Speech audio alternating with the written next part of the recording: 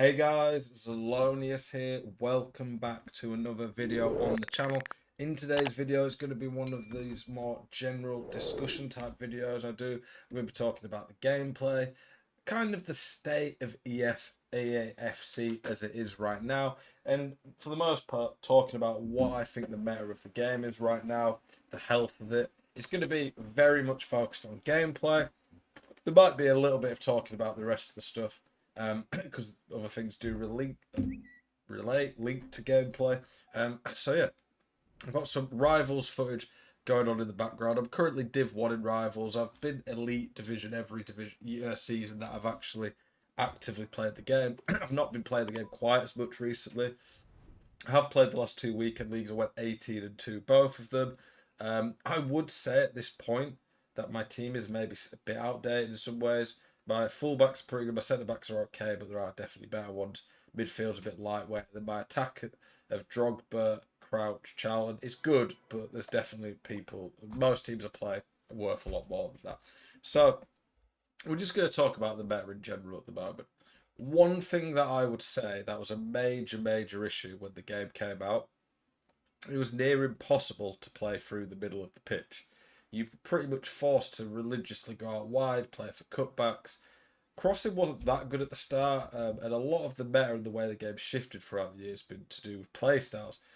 Crossing on this game without whipped pass, it's near pointless. At times it works. If there's a player completely wide open, it will generally work. But without whipped pass, they're so much worse. A lot of players now, especially good fullbacks, have whipped pass, and because of that, crossing is a lot more better right now. We will get to that. But we've talked about playing through the middle. When the game came out, that was awful. It seemed like the AI was just fine tuned too much to play. Are you sick to death of getting out teamed on FC24? Want that God squad you've always been dreaming of? Check out IGGM.com today, the best and most reliable place to get coins for your ultimate team. Use the link in the description and code ZEL at checkout for a 5% discount. Check out IGGM.com today. Through the middle, or defend through the middle even, and you just couldn't do it. And then they patched it and it got a lot better. However, recently, over the last few months, I feel like it's about as bad as it used to be. It's always been possible, of course, but it's so much harder. And it feels like against anyone good who knows how to defend and just position their AI and not dive in, it's very hard to attack through the middle. And a lot of that is because the way that the meta shifted as players have got better. So every year there's a massive shift generally when the team of the years come out because you go from pretty decent cards to all of a sudden these cracked cards with lots of 99 stars. The power curve this year is the highest I've ever seen it go up. In the sense of we just have such crazy cards at this point again. That's partly to do with play styles being massive buffs to card, but also I just think higher rated cards EA have been releasing like crazy this year, really trying to cash in. Like EA always do, but it's just gone into hyperdrive this year with EAFC. And because of that, you have so many players now with crazy pace, physical, and defending stats in the middle of the pitch that it's very hard to play through the middle of the pitch because of that. And you even have players with like play styles like intercept, relentless now, so it makes it even worse. So that ability to play through the middle, just play normal football, it's really hard at this point of the game.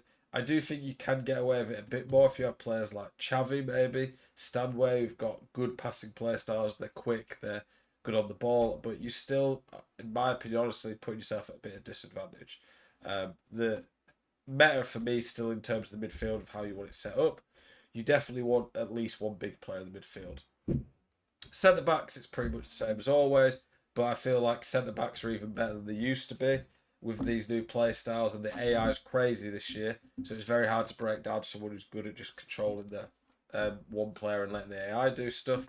I would say fullbacks at this point. There's a lot of very good fullbacks on the game. If you don't have whipped pass, that instantly makes a fullback quite a lot worse than most of the others, in my opinion. I think this year if your fullbacks don't get forward at all, you're definitely hindering yourself. Whipped pass is honestly one of the most OP play styles. For me, if you don't have whipped pass as a threat and you don't cross at all, you're hindering yourself in this meta. So in terms of some of the ways of playing, we've talked a bit about whip pass. I think whip pass is very good.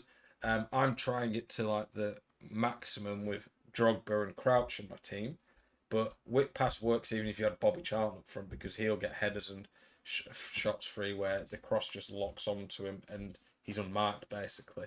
But these tall players, we saw it in the pro tournaments recently that they were using players like Haaland's team of the year. Obviously, Haaland's team of the year is going to be good, but I can promise you on previous years a card with, I think, Haaland's 5-star weak foot, but no 5-star skills and quite clunky and tall. He wouldn't have got a look in on any FIFA other than maybe 19 when heading was really good. But because of aerial and the Playstyle Plus and how good that is, Haaland's really good now because people are literally just crossing it in, winning knockdowns with these aerial plus. So that's definitely shifted the meta a lot. I think it's pretty much impossible to use small players at centre back. Honestly, I wouldn't really want a tiny player at fullback either, because if someone's got anyone good in the air and they go against your fullback or centre back and they're not big, you're going to lose a lot of headers. Corners are really strong this year. I score a lot of corners with Crouch. He's got 98 jumping, aerial normal playstyle, and a power header plus. I feel like if you don't have at least one aerial threat for corners, at least someone really tall with normal aerial and power header, you really hinder yourself, because corners are just such free goals in this game. They're about as strong as they've ever been. I think driven passes are very, very good this year. Pinged passes are a very good play style to have. I think that can make a big difference in breaking people down. I think in terms of shooting, the meta is fairly balanced within the box at least. Finesse is very good at just bending it around a keeper if you get a certain angle against them. The finesse shot, I feel like, was a really good weapon earlier on in the year, but EA really nerfed it by making it a lot more inconsistent. It still will go in, but before, if I fit finesse from about 30 yards and I greened it from a certain angle, I was pretty confident it would go in nearly every time.